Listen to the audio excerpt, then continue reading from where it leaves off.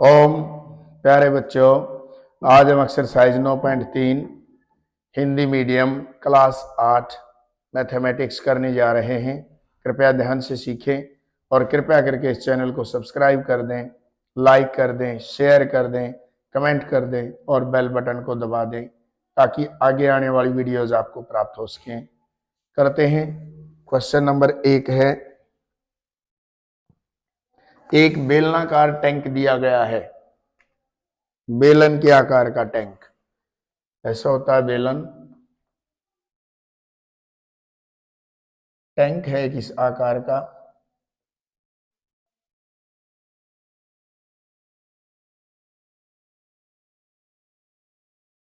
ये बेलनाकार कोई टैंक है।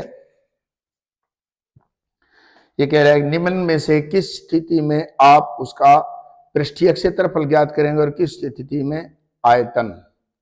इसका ए भाग दिया है, ये बताना किस में आयतन निकलेगा और किस में पृष्ठीय क्षेत्रफल। यह ज्ञात करने के लिए इसमें कितना पानी रखा जा सकता है, यह ज्ञात करने के लिए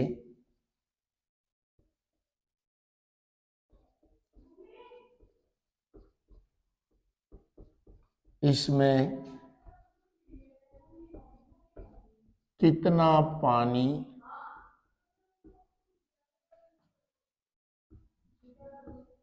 रखा जा सकता है।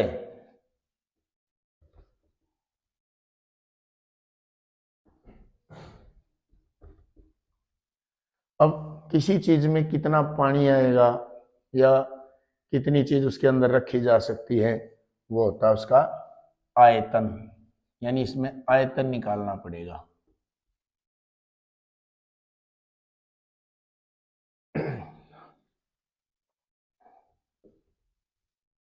यहाँ लिखेंगे आयतन निकालना पड़ेगा।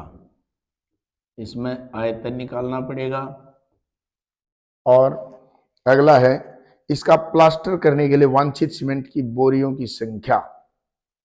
इसका प्लास्टर करना है, इसके ऊपर प्लास्टर करने के लिए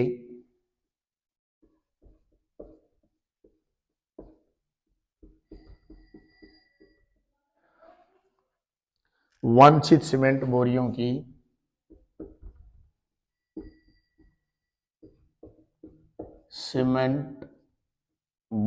की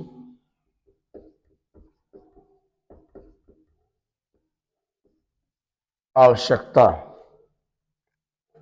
संख्या कितनी। अब देखो ये नहीं कह रहा कि उस बिल्डिंग के अंदर जिसकी दीवारों के ऊपर प्लास्टर करना है उसके अंदर इसको भरना नहीं है सीमेंट को, बल्कि दीवारों के ऊपर प्लास्टर करना है। जैसे ये दीवार है, इसके ऊपर प्लास्टर करना है तो इस दीवार का क्षेत्रफल चाहिए हमें। तो इसमें क्या निकाल लेंगे? पृष्ठीय क्षेत्रफल। पृष्ठीय क्षेत्रफल निकालना पड़ेगा। पृष्ठीय क्षेत्रफल निकालना पड़ेगा। अब है सी भाग इसका। इसमें भरे पानी से भरे जाने वाले छोटे टैंकों की संख्या भरना है, आयतन। इसमें भरे पानी से ये जो टैंक है इसमें पानी भरकर छोटे टैंकों के अंदर भरना है। इसमें भरे पानी से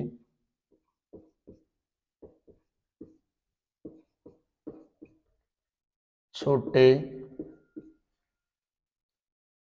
टैंकों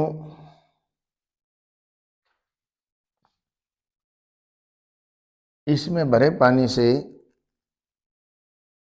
भरे जाने वाले छोटे टैंकों, भरे जाने वाले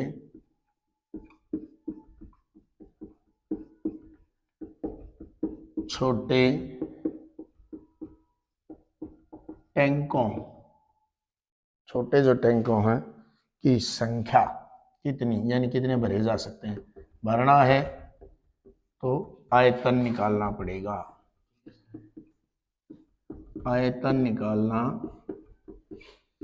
पड़ेगा।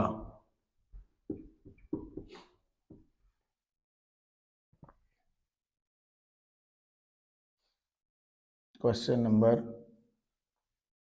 2, ये बताना था कि किसमें पृष्ठीय क्षेत्रफल निकालना है, किसमें आयतन निकालना है। अब है क्वेश्चन नंबर 2, बेलन ए का व्यास, दो बेलन दिए हैं, बेलन ए का व्यास दिया है, व्यास दिया है इसका 7 सेंटीमीटर। बेलन ए की ऊंचाई दी है 14 सेंटीमीटर। परिकलन किए बिना बता सकते हैं इन दोनों में से किसका आयतन अधिक है। अब बेलन के आयतन का क्षेत्रफल क्या होता है, पाई आर स्क्वायर एच। जिसकी त्रिज्या ज्यादा है उसका आयतन ज्यादा होना चाहिए क्योंकि स्क्वायर है।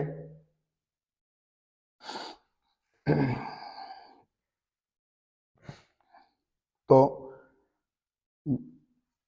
ऊंचाई दे दी, यहां बेलन ए की त्रिज्या निकाल लेंगे।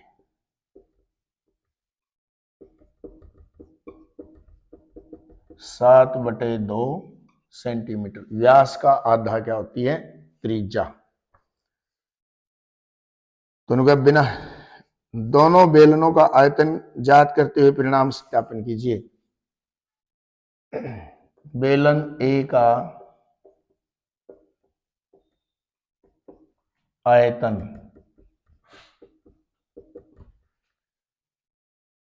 ये होता है pi r square h, pi r square h. 2 से 11, 7 दूनी 14, 2 से ये 2, 77 गुणा 11, उतने घन सेंटीमीटर।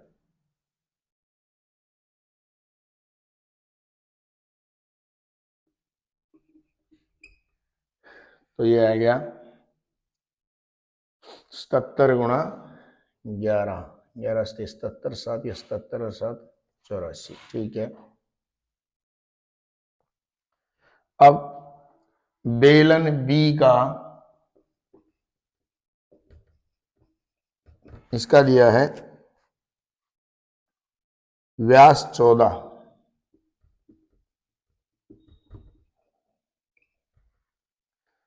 तो त्रिज्या कितनी हो जाएगी, 14 बटे 2 यानी 7 सेंटीमीटर। और ऊंचाई बी की ऊंचाई 7 सेंटीमीटर।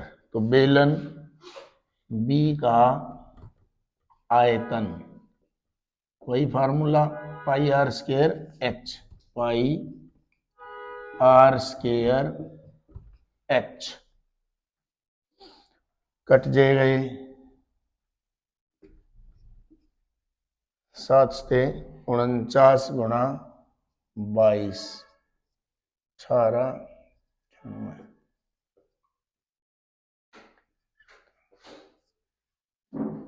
तो यह आ जाएगा 1078।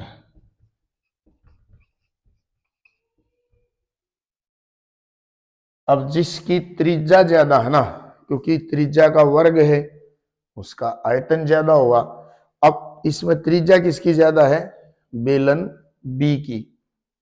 तो इससे पहले अनुमान लगाया जा सकता है, पहले ये अनुमान लगाया जा सकता है कि जिसकी त्रिज्या ज्यादा है, क्योंकि आर का स्क्वायर है, स्क्वायर होगा 2 बार गुणा होगा, वो 2 बार गुणा होगा, तो जिसकी त्रिज्या ज्यादा उसका आयतन भी ज्यादा होगा। तो यहां लिख सकते हैं बेलन बी का आयतन अधिक होगा, बेलन बी का आयतन अधिक होगा।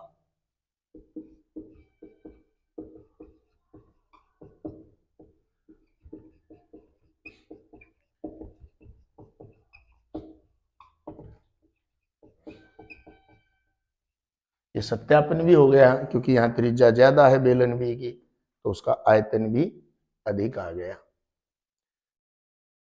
तो पहले अनुमान लगा लेंगे, जिसकी त्रिज्या ज्यादा है उसका आयतन ज्यादा, क्योंकि पाई आर स्क्वायर एच, आर का स्क्वायर है, आर का वर्ग है, 2 बार आर गुणा होगा। इसमें 7/2 था, इसमें 7 था, ये ज्यादा आ गया। तो इस तरीके से ये पता चल जाएगा और फिर उसको निकाल के दिखा देंगे, वही ज्यादा आ रहा है, सत्यापन भी ये हो गया। और बेलन का पृष्ठीय क्षेत्रफल भी अधिक होगा। पृष्ठीय क्षेत्रफल यहां लिखेंगे, बेलन, मिटा के करते हैं इसको, 20 सेकंड का जो ये भाग बच गया उसको मिटा के करते हैं दोबारा।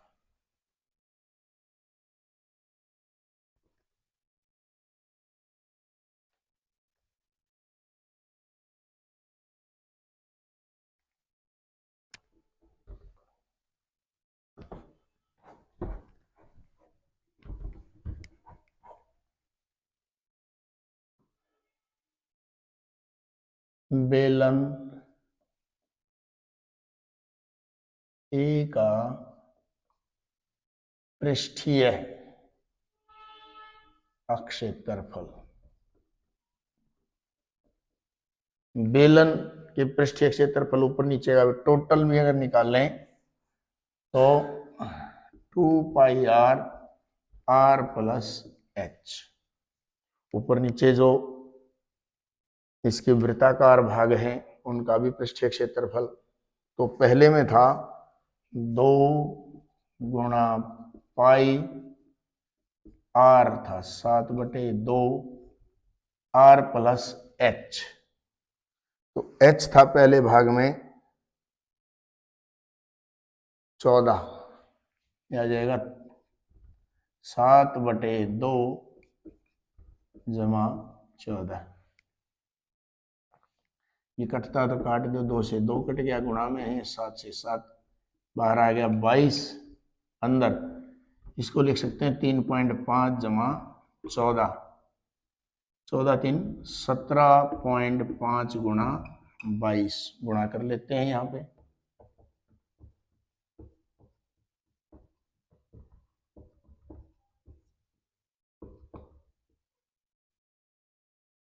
एक के बाद दशमलव आ जाएगा 385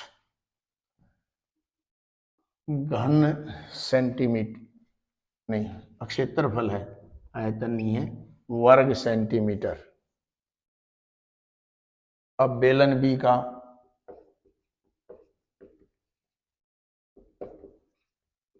पृष्ठीय क्षेत्रफल,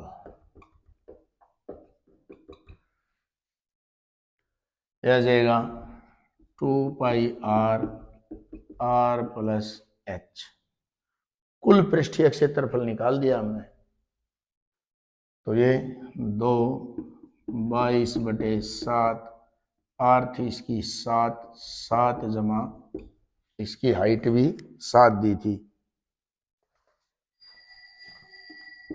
2 गुणा 22/7 7 14, 7 से 7 कट गया, यह आ गया 14 दूनी 28 गुणा 22,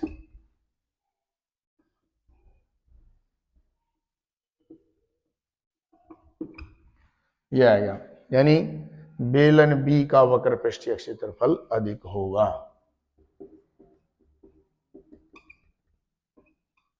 वक्र नहीं, वक्र तो गोलाकार भाग हुआ, पृष्ठीय, बी का पृष्ठीय क्षेत्रफल अधिक होगा। वक्र भाग तो जो गोल है वो है, हमने पूरे का निकाला, पूरा पृष्ठ ऊपर नीचे लगा के, और गोल भाग जो है उसका भी। बेलन बी का पृष्ठीय क्षेत्रफल अधिक होगा। तो इस तरीके से पृष्ठीय क्षेत्रफल भी बता दिया किसका ज्यादा है, और साथ के साथ आयतन,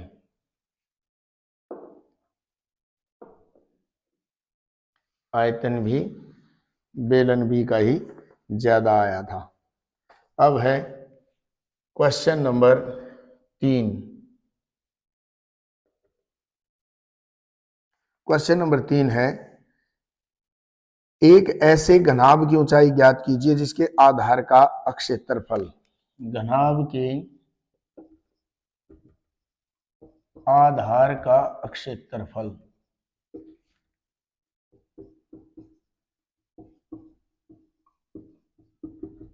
आधार का क्षेत्रफल दिया है 180 वर्ग सेंटीमीटर और साथ में दिया है आयतन। घनाभ का आयतन, घनाभ का आयतन दिया है 900 घन सेंटीमीटर। अब क्या होता है, घनाभ का आधार क्षेत्रफल गुणा ऊंचाई बराबर होता है आयतन। ये होता है, आधार का क्षेत्रफल दिया है 180, ऊंचाई ले ली h और आयतन दे रखा है 900 घन सेंटीमीटर। तो h ये तो वर्ग सेंटीमीटर है, ये घन सेंटीमीटर है, ये 900 घन सेंटीमीटर, ये 180 वर्ग सेंटीमीटर। 180 से 900 कितने पे कट जाएगा, 5 पे, और ये सेंटीमीटर दो पावर घट जाएंगे, यानी एक रह जाएगी, यानी आ जाएगा 5 सेंटीमीटर, इसका आंसर आएगा। तीसरा सवाल हमारा हो जाता है इस तरह से, उस घनाभ की ऊंचाई निकाल दी हमने, इसका आधार का क्षेत्रफल और आयतन दिया गया था। अब इसके बाद है क्वेश्चन नंबर 4।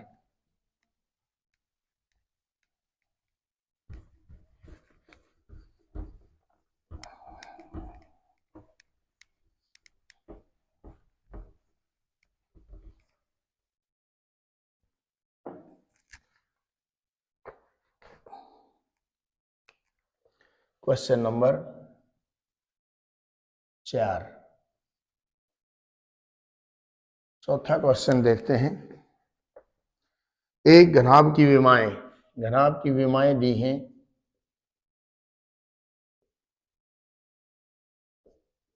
घनाभ की विमाएं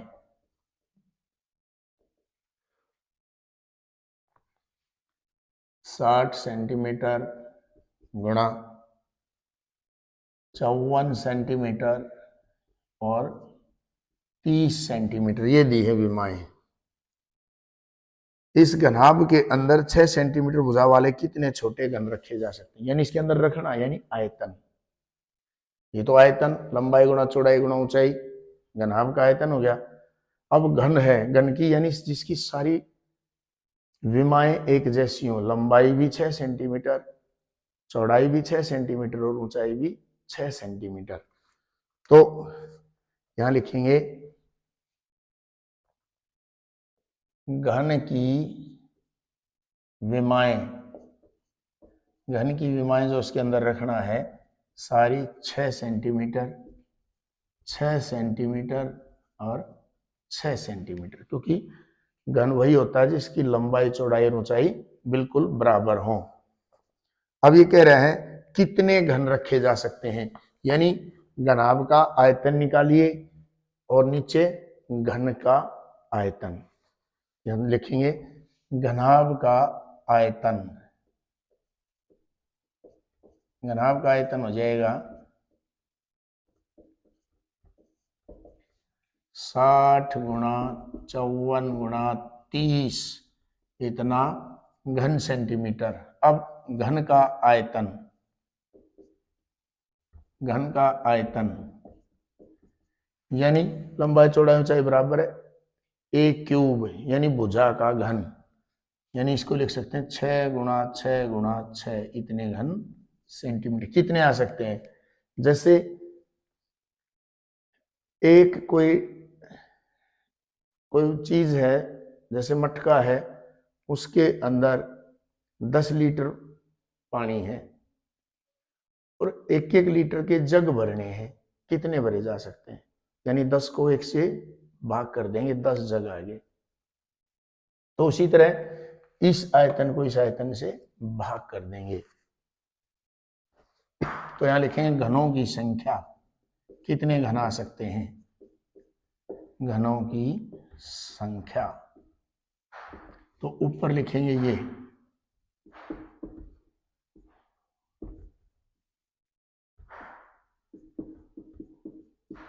6 पंजे 30, 6 निम 54, 6 दाई 60, ये आ गया 450 घन। ये गुणा करेंगे 9 पंजे 45 गुणा 10 450 घन, ये इसका उत्तर आ गया। तो 450 घन उसके अंदर जनाब के अंदर आ सकते हैं। क्वेश्चन नंबर 5,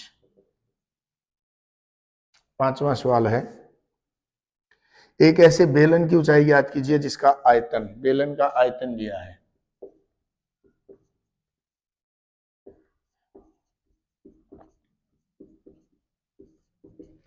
बेलन का आयतन है 1.54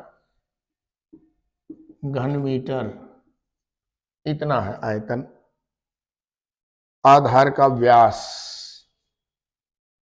बेलन के आधार का व्यास, व्यास दिया है 140 सेंटीमीटर। अब इस 140 को अगर 100 से भाग कर दें तो ये आ जाएगा मीटर, और 10 से 14 1.4 मीटर आ गया। एक के बाद एक जीरो है तो एक अंक के बाद दशमलव लग जाएगा, 4 के बाद दशमलव लग गया, 1.4 मीटर आ गया। अब इसकी त्रिज्या, बेलन के आधार की त्रिज्या, त्रिज्या व्यास की आधी होती है, 1.4/2, 2 से कटेगा तो 0.7, 0.7 मीटर आ गया। अब ऊंचाई ज्ञात करनी है, तो बेलन का आयतन क्या होता है,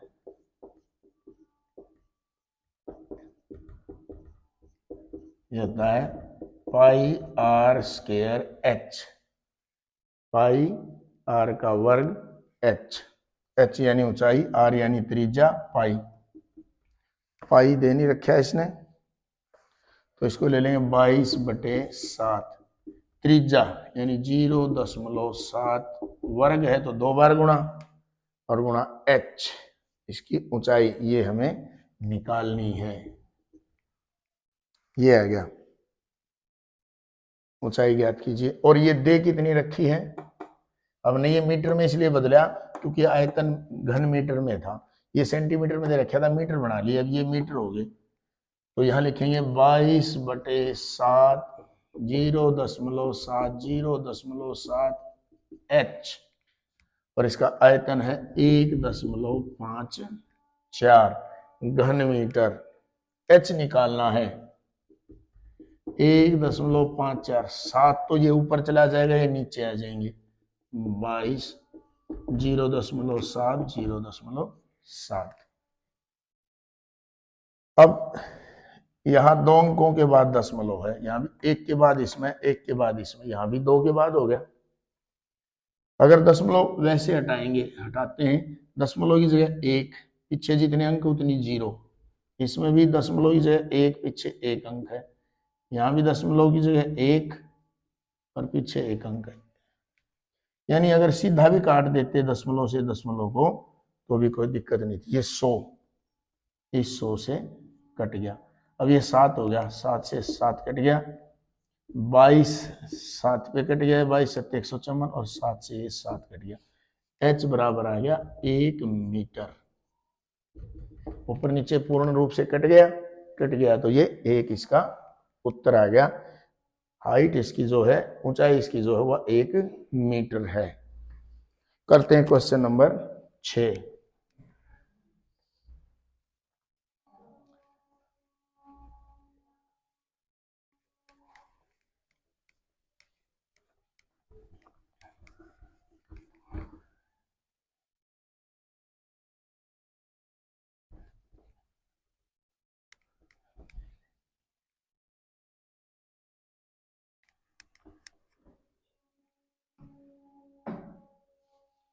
तो यह है छठा क्वेश्चन।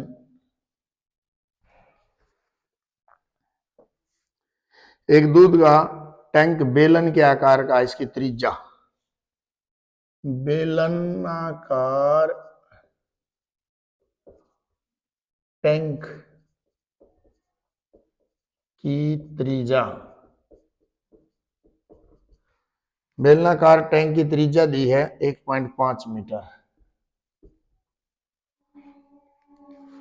और लंबाई, लंबाई बेलन के आकार का, लंबाई ट्रक है, यूं है लंबाई, इस तरह से होता है ट्रक के पीछे, ये बेलनाकार लगा हुआ है, ये वो लंबाई दी है। अगर इसको खड़ा कर देंगे बेलन को तो ये इसकी ऊंचाई हो जाएगी। ठीक है, तो बेलनाकार टैंक की लंबाई, बेलनाकार टैंक की लंबाई, लंबाई दी है 7 मीटर, 7 मीटर लंबा ट्रक का बेलन है ये। इस टैंक में भरे जा सकने वाले दूध की मात्रा लीटर में ज्ञात कीजिए। अब देखो इसको खड़ा अगर कर दें तो ये यूं बन जाएगा, इस तरीके से। तो यहां से यहां तक जो इसकी लंबाई है, ये इसकी क्या हो जाएगी, ऊंचाई, यानी ये h बराबर आ गया 7 मीटर। अब इसका आयतन निकालना, बेलनाकार टैंक का आयतन,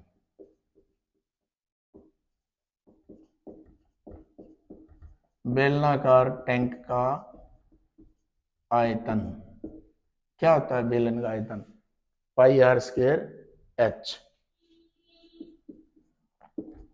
ये होता है 22/7, आर त्रिज्या 1.5 गुणा 1.5 और h है इसकी 7, 7 से तो 7 कट गया। अब ये देखो 15 गुणा 15 225, 22 साढ़े,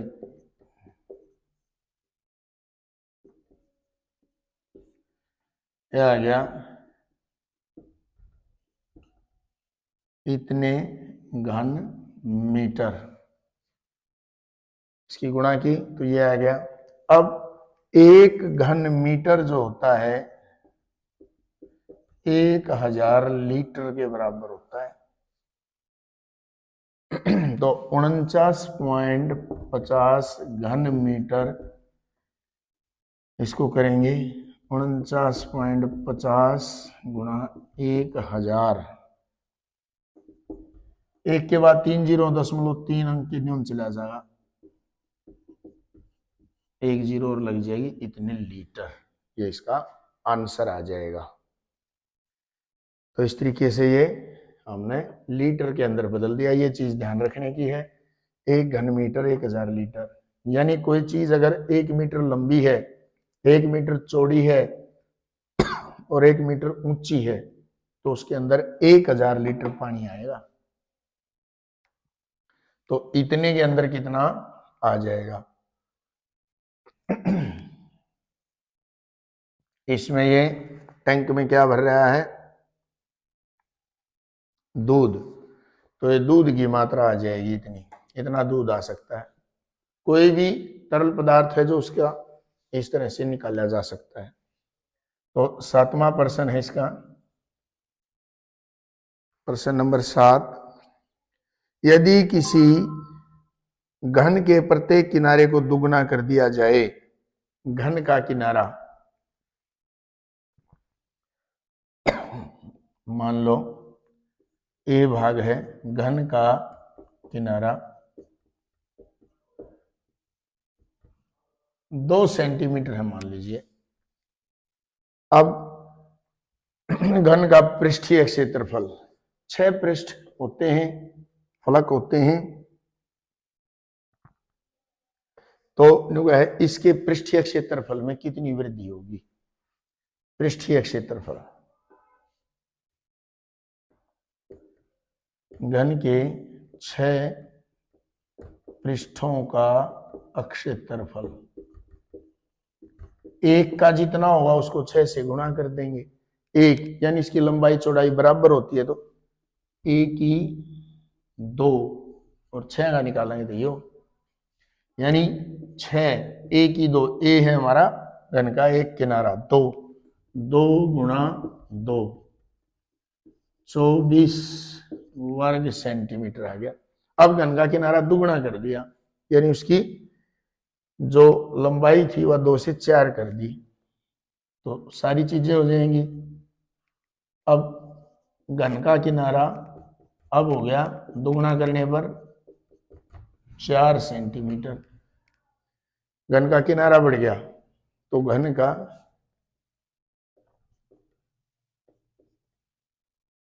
पृष्ठीय क्षेत्रफल, इसका पृष्ठीय क्षेत्रफल हो जाएगा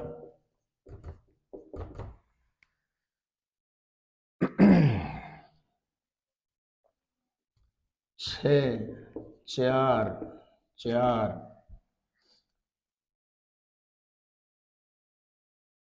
16 छिके 96, ये तो कितने गुणा हो जाएगा, ये हो जाएगा 96/24, 24 चौके 96, 4 गुणा इसका उत्तर आ गया, तो 4 गुणा बढ़ जाएगा, 4 गुणा पृष्ठीय क्षेत्रफल बढ़ जाएगा, 4 गुणा हो जाएगा, यानी क्योंकि ए की 2 है, सूत्र में ए की 2 है, उसका जब वर्ग करेंगे तो 4 गुणा हो जाएगा। अब आगे है 7वें का ही दूसरा भाग है, इसमें कह रहा है कि आयतन,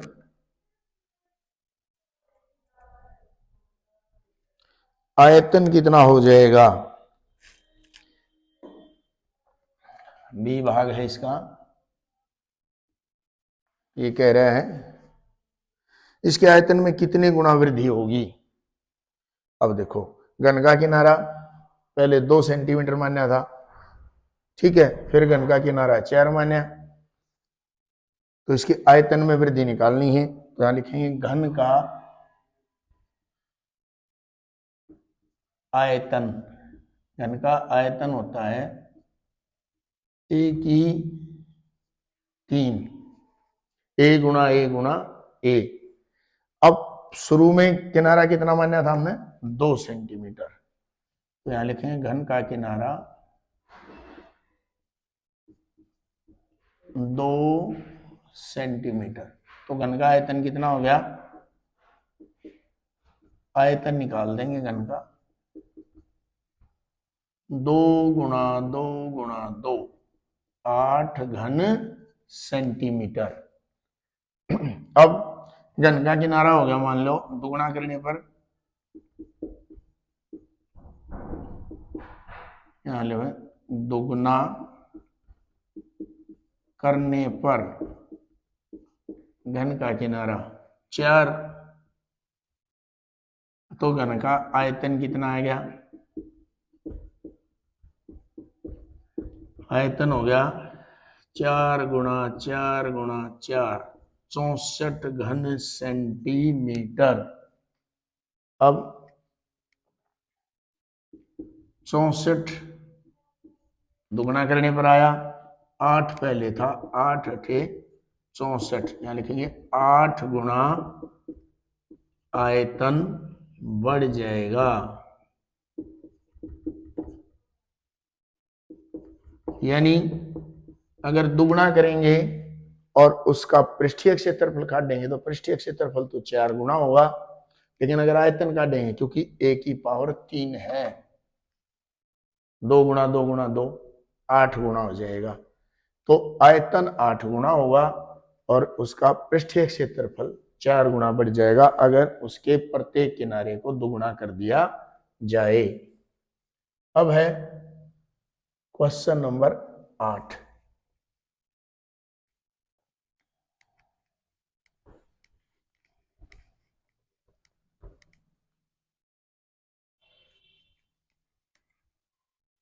आठवां प्रश्न है,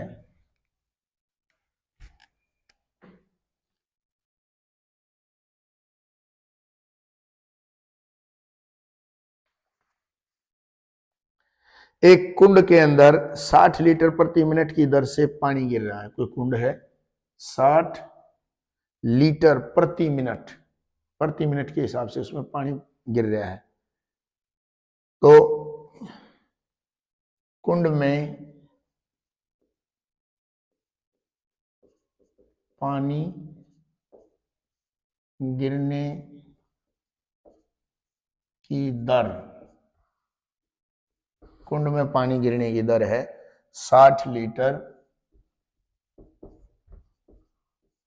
प्रति मिनट, यानी 1 मिनट में 60 लीटर पानी उसके अंदर गिर गया है। अब कुंड का आयतन दिया है, कुंड का आयतन कितना दिया है? कुंड का आयतन 108 घन मीटर, इतना आयतन दिया है। तो यहां लिखेंगे कुंड में पानी की मात्रा, कितना पानी है उसके अंदर।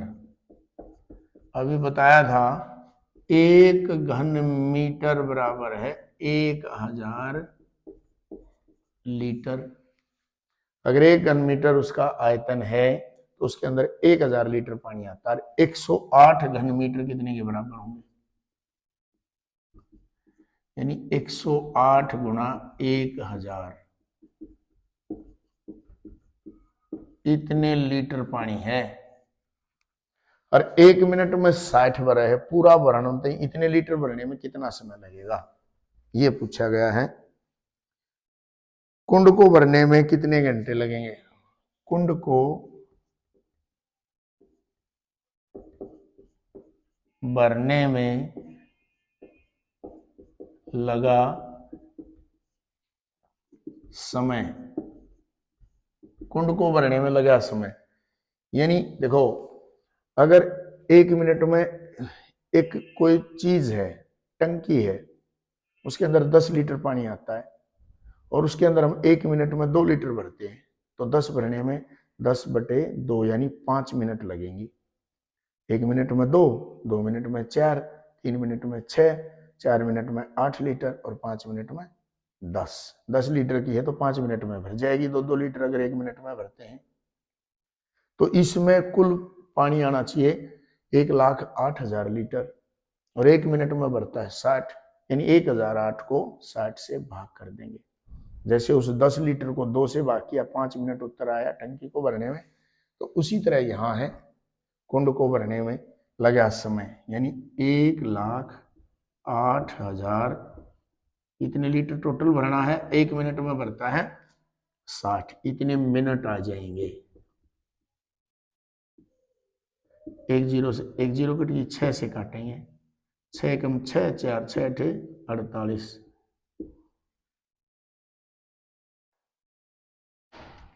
तो 1800 मिनट आएगी। 1800 मिनट में वो कुंड भर जाएगा।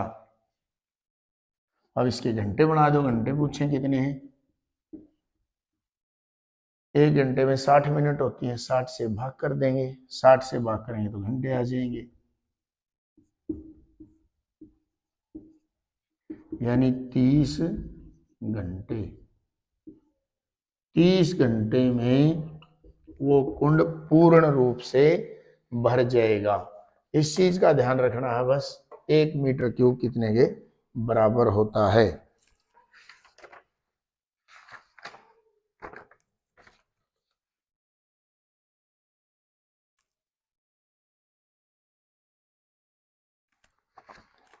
तो 30 घंटे लगेंगे।